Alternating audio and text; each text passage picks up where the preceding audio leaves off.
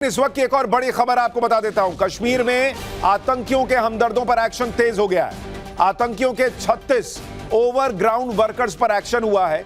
आतंकियों के 36 संदिग्ध हमदर्दों के घरों में रेड डाली गई है। और आपको याद होगा कि हमने आपको दिखाया था कश्मीर में किस तरह से आतंकियों की मदद करने वालों के घर उड़ा दिए जा रहे हैं, नेस्तनाबूद कर दिए जा रहे हैं, और यह सिलसिला रुक नहीं रहा है। तो नरेंद्र मोदी का ऑपरेशन क्लीन, जो उन्होंने कहा है कि वहां भी जो बची खुची मिट्टी है आतंकियों की, उसमें मिला देंगे उनको। जो इधर समर्थन करने वाले हैं अपने यहां, उनको भी वहां पर खत्म किया जा रहा है। उनकी भी सफाई का काम चल रहा है। कश्मीर में जबरदस्त ताबड़तोड़ एक्शन हो रहा है।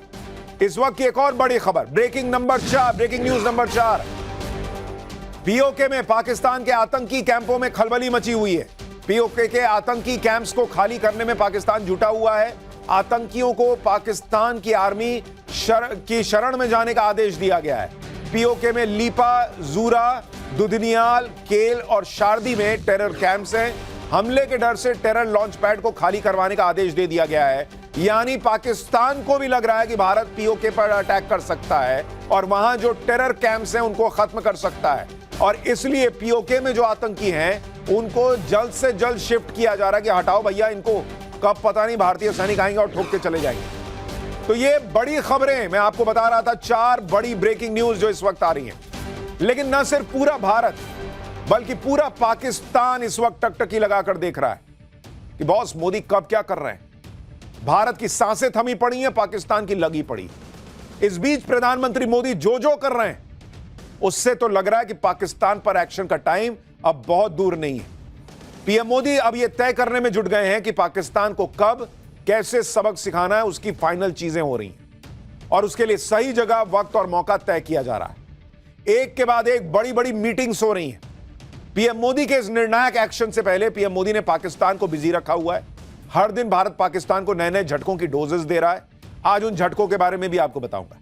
लेकिन पहले बात उस मीटिंग की जिसके लिए कहा जा रहा है कि क्या पीएम मोदी ने पाकिस्तान पर फाइनल प्रहार की तारीख यानी डेट तय कर दी है।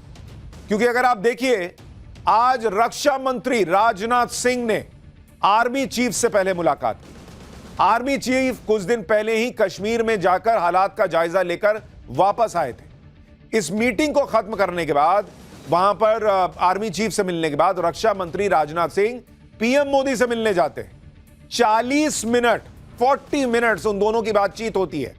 और आपको यह भी याद दिला दूं कि इससे पहले कल रक्षा मंत्री Rajnath Singh chief of defence staff यानी सीडीएस से मिले थे। यानी सारी जो मीटिंग्स हो रही हैं वो इशारा कर रही हैं कि लगातार पीएम को ब्रीफ किया जा रहा है कि क्या हो रहा है, क्या स्थिति है, आर्मी की तैयारी क्या है। अजीत डोभाल, वो कई बार कहा जा रहा है कि इन मीटिंग्स में शामिल हो रहे हैं, अलग अलग जगहों पर जो तैयारी है उस पर नजर रख रहे हैं। यानी पूरी तरह से ये जो मीटिंग्स हैं वो बता रही हैं कि अब चीजें जो हैं वो फाइनल स्टेज में पहुंच रही हैं। कई ऐसी अपुष्ट खबरें हमारे पास हैं जो हम आपको नहीं बताएंगे देश हित में, क्योंकि इस वक्त एक एक न्यूज जो हम आपको बताते हैं वो बहुत सेंसिटिव है। और जहां देश की सुरक्षा का मसला है, देश हित का मसला है, नवभारत टीआरपी के बारे में नहीं सोचता।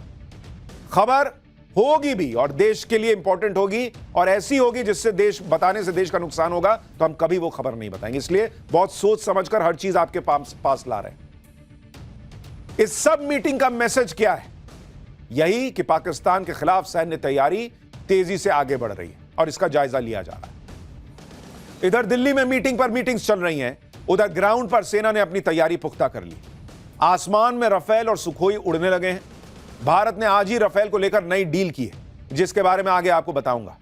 4 दिन से एलओसी पर पाकिस्तान धुआं हो रखा है। समंदर में नेवी अपनी ताकत दिखा रही है। एंटी शिप मिसाइल की फायरिंग से पाकिस्तान वहां अलग घबराया हुआ है। यानी जमीन से लेकर, आसमान से लेकर समंदर तक भारत अपनी ताकत दिखा रहा है। इतना ही नहीं, आज की हाईटेक दुनिया में एक युद्ध आपको सोशल मीडिया पर लड़ना पड़ता है। अब एक मोर्चा खुला हुआ है नैरेटिव का, क्योंकि हमारे यहां कुछ लोग ऐसे हैं जिनकी बातों का इस्तेमाल पाकिस्तान हमारे खिलाफ कर रहा है। ये कौन लोग हैं जो दुश्मन का नैरेटिव बना रहे हैं, जिनसे मोदी को निपटना पड़ेगा, उसके बारे में आगे बताऊंगा। लेकिन पहले देखिए कि भारत के खिलाफ प्रोपेगेंडा फैलाने वाले पाकिस्तान के यूट्यूब चैनल्स की दुकान बंद कर दी गई है। मोदी सरकार ने आज बीबीसी इंडिया को भी टाइट किया है, जिसे आतंकियों को आतंकी बोलने तक में दिक्कत हो रही थी। और बीबीसी कैसी कवरेज करता है आपको पता ही है। लेकिन नरेंद्र मोदी और उनकी सरकार इस वक्त ऑपरेशन क्लीन में लगे हैं। ना आतंकियों को छोड़ेंगे, ना आतंकियों के समर्थकों को छोड़ेंगे, ना किसी भी तरीके से जो भारत के खिलाफ प्रोपेगेंडा चला रहा है उसको छोड़ेंगे।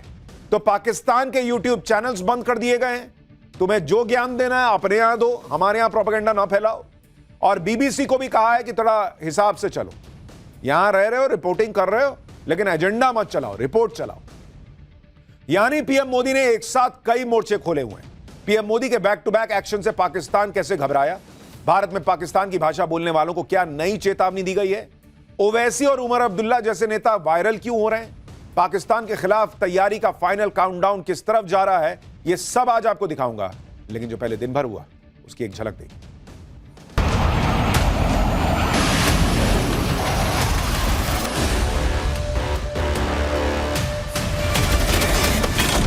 कोई टेररिस्ट को पूछने तक समय होता है क्या? उनके कान में जाके नजदीक जाके पूछेगा। कहाँ ढूंढते फिरोगे भाई? चोर तो आपके बीच में यही घूम रहा हो। खुद ही लोगों को मरवा देते हैं। छोड़ो ना, तुम क्या जोकरों का नाम ले रहे हैं मेरे सामने? तो हमारा पानी बहेगा या उनका खून बहेगा। आप पाकिस्तान और आतंकियों के समर्थक क्यों बने हुए हैं?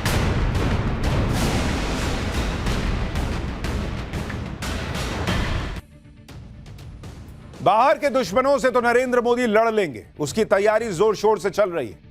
लेकिन घर के अंदर कुछ लोग जो ऐसी भाषा बोल रहे हैं जो दुश्मन बोलता है, दुश्मन को पसंद आती है, उनसे भी निपटना जरूरी है। ये वो लोग हैं जो सवाल करने की आड़ में पाकिस्तान और आतंकवादियों का नैरेटिव चला दे रहे हैं। सरकार से सवाल जरूर करने चाहिए, लेकिन जब हालात ऐसे हों कि देश अपने दुश्मन का जवाब देने जा रहा है, दुनिया को सबूत देकर बता रहा है कि देखो इसको ठोकना जरूरी है, तो कम से कम उस वक्त में वही बात करनी चाहिए जो देश हित में, न कि पाकिस्तान के हित में या आतंकवादियों के हित में। बहुत सोच समझ कर बोलना चाहिए।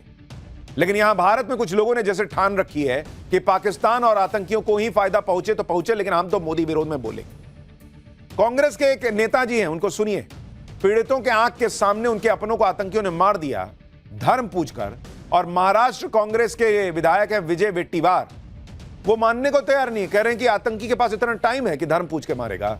सुनिए जरा भाई साहब। तो उन्होंने हिंदू का पूछ कर मारा। अरे कोई टेररिस्ट को पूछने तक समय होता है क्या? उनके कान में जाके नजदीक जाके पूछेगा। ये सब जो बातें हैं बहुत सारे इसमें कंट्रोवर्शियल, कोई बोलता है ऐसा हुआ ही नहीं, कोई बोलते ऐसा हुआ है। ये प्लान करके मत करो। टेररिस्ट है, उसको कोई जात धर्म नहीं होता है। महिलाएं रो रो कर बता रही है कि मेरे पति को धर्म पूछ के मार दिया। कांग्रेस के नेता कह रहे हैं कि आतंकी के पास इतना टाइम नहीं है कि धर्म पूछेगा। बच्चा बता रहा है कि मेरे बाप को मार दिया धर्म पूछकर। कांग्रेस के नेता कह रहे हैं अरे आतंकी धर्म जात नहीं करता भाई। इतना कॉन्फिडेंस है इन लोगों को आतंकियों पर। कांग्रेस में कोई एक व्यक्ति ऐसा हो तो समझ भी आए। यहां तो पूरी लंबी लिस्ट है भाई। कर्नाटक के एक मंत्री आरबी तिम्मापुर, उनका कहना है कि जो आतंकी गोली मार रहे हैं क्या वो जात और धर्म पूछेंगे? वो तो सिर्फ गोली मारेगा और भाग जाएगा। थोड़ा व्यवहारिक होकर सोचिए, आतंकी वहां खड़ा होकर यह सब नहीं पूछेगा। अभी सोचिए, पाकिस्तान पर एक्शन भी नहीं हुआ, देश के अंदर आतंकियों के हमले में भी इनको तमाम सबूत होने के बाद सबूत चाहिए कि आतंकी ऐसा कर सकता है कि नहीं। क्या वो महिला जिसने पति को खो दिया, क्या वो नरेंद्र मोदी के लिए ऐसा झूठ बोल रही है? क्या वो जो बच्चा जिसका बाप मर गया, वो क्या नरेंद्र मोदी के लिए झूठ बोल रहा है कि बाप का धर्म पूछा गया था? वहां जो लाशें पड़ी हैं, जिनका सिर फटा पड़ा है, खुला पड़ा है, वो लोग झूठ बोल रहे हैं उनके रिश्तेदार कि धर्म पूछ पूछ के मार दिया गया। इनका तनाव यह है कि कहीं मोदी को माइलेज ना मिल जाए। अरे ये माइलेज मोदी के वक्त, मोदी को माइलेज देने का वक्त है क्या? कभी तो देश के लाइन में खड़े हो जाइए सीधे सीधे, सब जहां खड़े हैं। कुछ लोग आतंकियों को क्लीन चिट दे रहे हैं, कुछ लोग तो पाकिस्तान को क्लीन चिट दे रहे हैं।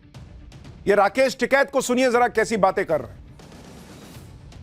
तो देश को यह बात समझ में नहीं आई अभी कि जो एक घटना घटी है, इससे लाभ किसको हो रहा है? कहां ढूंढते फिरोगे भाई? चोर तो आपके बीच में यही घूम रहा हो। वो बॉर्डर पार पाकिस्तान में थोड़ा है कि जो भी ठाव पूरे देश की वो चले जाओ पाकिस्तान में। चोर तो आपके बीच में है। इस घटना से किसको लाभ हुआ है और किसको नुकसान हुआ है? क्या कोई कश्मीर के लोग अपने यहां पे घटना करके आबाद होंगे? यानी इनके हिसाब से जो घटना हुई है वो यहीं घर के लोगों ने की है, पाकिस्तान का कोई रोल नहीं है। ये है राकेश टिकैत, बक्कल उतार देने की बातें करने से लेकर अब देश के खिलाफ बयानबाजी कर रहे हैं। इस तरह की बयानबाजी से देश को नुकसान होगा। पाकिस्तान ऐसे ऐसे बयान उठाकर दुनिया को दिखाएगा कि देखिए वहां के लोग ही कह रहे हैं कि ये तो भारत के लोगों ने किया है। पाकिस्तान को फायदा आसानी क्या होगा ये आसानी से समझा जा सकता है, लेकिन शायद इस इकोसिस्टम को मोदी विरोध के आगे कुछ दिखना बंद है। जैसे एक सिंगर है नेहा राठौर, उसने ऐसा बयान दिया है जिससे वो पाकिस्तान में रातों रात स्टार बन गई। नेहा सिंह राठौर ने आरोप लगा दिया कि मोदी सरकार ने बिहार चुनाव में फायदे के लिए हमला करवाया होगा, लेकिन यह बड़बोलापन भारी पड़ गया उसको। नेहा सिंह राठौर के खिलाफ देशद्रोह का केस दर्ज हो गया और ये लोग बोलते वक्त भी नहीं सोचते हैं। बिहार में नवंबर में चुनाव है, नरेंद्र मोदी ने क्या किया कि अपने लोगों को मरवा दिया होगा इनके हिसाब से, और पाकिस्तान को पे जाके एक्शन कर देंगे और बिहार चुनाव जीतने के लिए ये सब हो जाएगा इनके हिसाब से। अभी कुछ दिन पहले तो कह रहे थे कि वक्फ कानून लाए हैं बिहार चुनाव जीतने के लिए। एक बार मन बना लो क्या लाए हैं बिहार चुनाव जीतने के लिए, वो भी जब नवंबर में। अभी यहां अप्रैल में बैठ के बिहार चुनाव के लिए पाकिस्तान से भिड़ जा रहे हैं। क्या लोग हैं यार ये लोग। और नेहा सिंह के इस बयान को पाकिस्तान ने लपक लिया, जैसे नेहा सिंह भारत की सिंगर नहीं कोई इंटेलिजेंस एजेंसी की प्रमुख हो। पाकिस्तान में सोशल मीडिया पर नेहा सिंह राठौर के बयान को हाईलाइट करके लिखा जा रहा है कि भारतीय लड़की ने पहलगाम हमले का सच बता दिया। नए जमाने में युद्ध सिर्फ हथियारों से नहीं बल्कि नैरेटिव से लड़े जाते हैं। इस नैरेटिव वॉर को जीतने के लिए पीएम मोदी ने पाकिस्तान पर डिजिटल स्ट्राइक की है। भारत विरोधी कंटेंट दिखाने वाले पाकिस्तान के 16 यूट्यूब चैनल को सरकार ने बैन किया।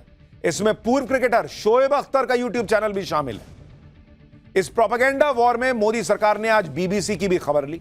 मोदी सरकार ने आज बीबीसी इंडिया को लेटर लिखा है। पहलगाम हमले पर बीबीसी की रिपोर्टिंग पर आपत्ति जताई है। आतंकियों को मिलिटेंट्स कहने पर भी नाराजगी जताई है। इसके साथ ही विदेश मंत्रालय बीबीसी की रिपोर्टिंग पर नजर बनाए हुए है कि भाई आतंकी बोलो, टेररिस्ट बोलो, मिलिटेंट क्या बोलते हो।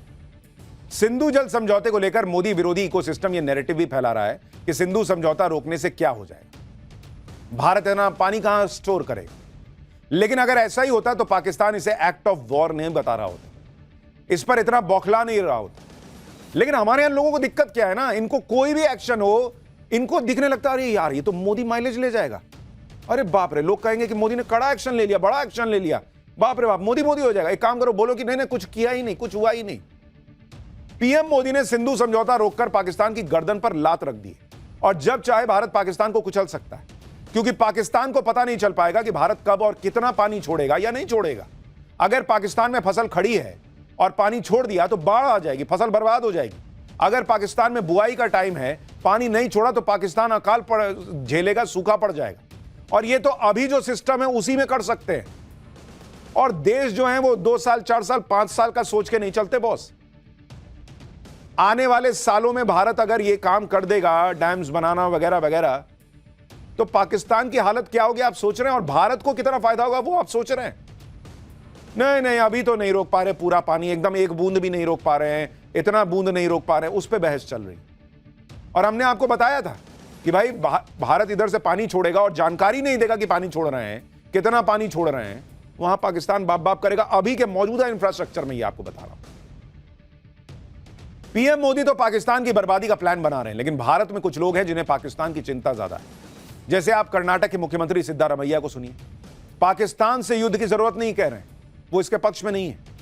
भाई जब हर कोई पाकिस्तान को सबक सिखाना चाहता है तो कांग्रेस के सीएम कह रहे हैं कि पाकिस्तान के से युद्ध के पक्ष में वो नहीं है। इनके मंत्री आतंकियों को क्लीन चिट दे रहे हैं कि अरे नहीं नहीं आतंकी धन पूछ के थोड़ी मारेगा। जब मुख्यमंत्री सिद्धारमैया के बयान पर विवाद हुआ तो सफाई देने लगे, लेकिन तब तक बहुत देर हो चुकी थी। बीजेपी ने उनके बयान पर कांग्रेस को घेर लिया। सुनिए एक बार। वो कहते हैं कि युद्ध की आवश्यकता नहीं है, पाकिस्तान के ऊपर कोई हमला नहीं होना चाहिए। क्यों? आप पाकिस्तान और आतंकियों के समर्थक क्यों बने हुए हैं? क्यों बने हुए हैं आप आतंकियों के समर्थक? जिन आतंकियों ने हमारे निर्दोष भाई बहनों को मारा, आप उस पाकिस्तान के साथ खड़े हो गए हैं, उस पाकिस्तान के हमदर्द बन गए हैं, उसके पक्ष में बोल रहे हैं। धिक्कार है ऐसे सिद्धारमैया जी के ऊपर, इस प्रकार के बयान के ऊपर। यह बयान देशद्रोही बयान है। कांग्रेस नेताओं को कम से कम शशि थरूर से ही सीख लेना चाहिए। ऐसे वक्त में क्या बोलना होता है, क्या लाइन लेनी चाहिए। एक बार जरा शशि थरूर को सुनिए। at any time now or in the future that any country will ever have 100% foolproof intelligence. Sometimes you succeed, sometimes you don't. We'll never know about the various terror attacks that were successfully thwarted. We only know about the ones we failed to thwart. That is normal in any kind of relationship. I do agree that there were failures, but I do not agree right now that that should be the main focus. Pahalgam हमले को लेकर कई लोग पूरे intelligence system को fail बता रहे हैं। सुरक्षा एजेंसियों की सालों की मेहनत को जीरो बताने लग गए, जबकि सच यह है कि मोदी सरकार में इंटेलिजेंस एजेंसियों के टाइट रहते हुए पिछले 11 साल में कश्मीर के बाहर कोई बड़ा आतंकी हमला नहीं हुआ। इंटेलिजेंस फेलियर हो रहा होता तो यह संभव था। कश्मीर के अंदर पत्थरबाजी की घटनाएं बंद हो गई।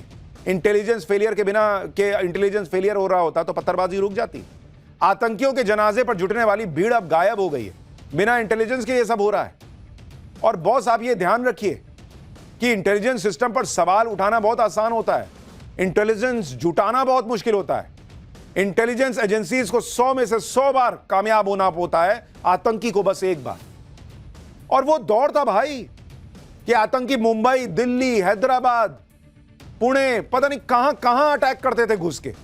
आज की डेट में बीते 10 साल में किसी बड़े शहर में कोई बड़ा आतंकी हमला बताइए बिना इंटेलिजेंस सिस्टम के सक्सेसफुल हुए ये संभव है?